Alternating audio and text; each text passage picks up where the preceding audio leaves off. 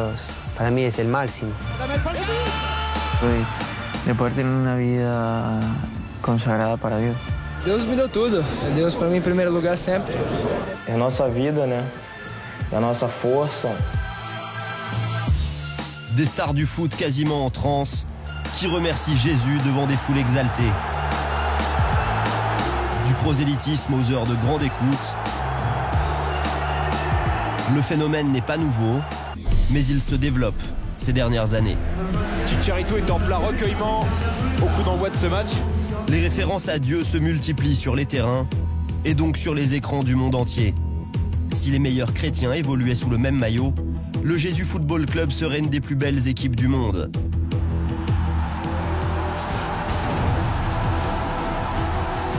Quelle est l'ampleur de ce phénomène religieux? Quelles sont ses conséquences sur la vie des joueurs?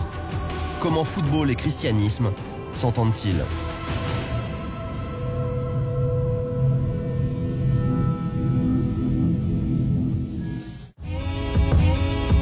Dès leur arrivée, en janvier 2012, les Brésiliens Alex et Maxwell deviennent eux aussi des habitués des prêches du pasteur Ceará. Sur le terrain et en dehors, le Brésilien joue les grands frères avec ses coéquipiers.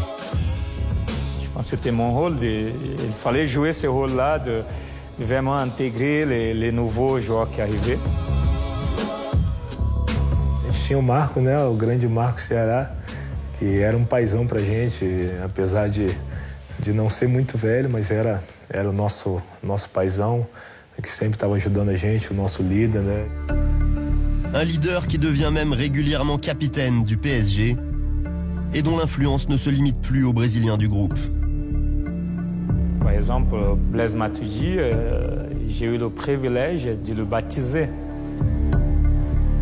Depuis juillet 2012 et le départ de Ceará, Maxwell et Alex ont pris son relais auprès des nouveaux venus, plus particulièrement auprès des jeunes, Lucas et Marquinhos, fervents chrétiens eux aussi.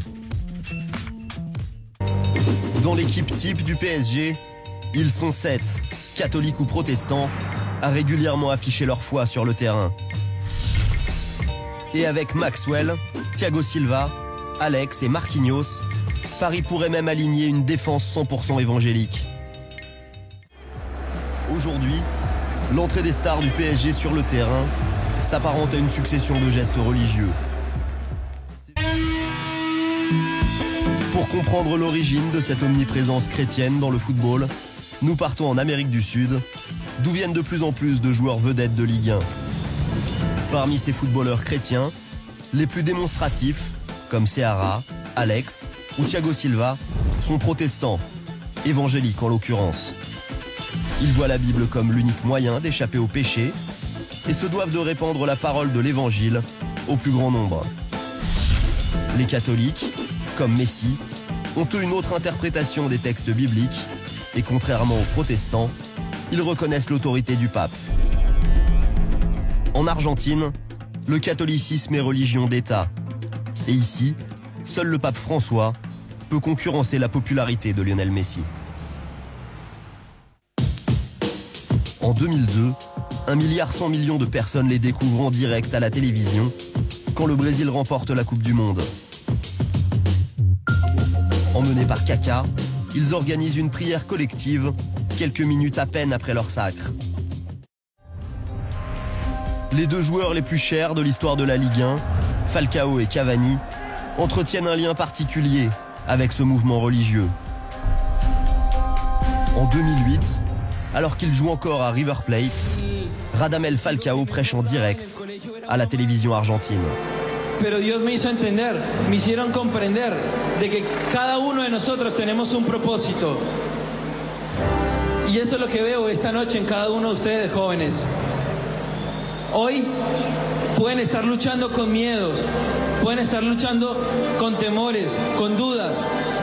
Veo ingenieros, veo músicos, veo deportistas. Y les quiero hacer una pregunta hoy. ¿Hay algo imposible para Dios? Nous appelons ça la dîme. On va dire 10% do salário do fidèle. Com essa ajuda, né, você ir abrindo a igreja. Moi, j'apporte la dîme à la maison de Dieu. Ironie du sport, en recrutant ses joueurs au PSG, le Qatar, où l'islam est religion d'État, finance indirectement des églises évangéliques, par centaines de milliers, voire par millions d'euros chaque année.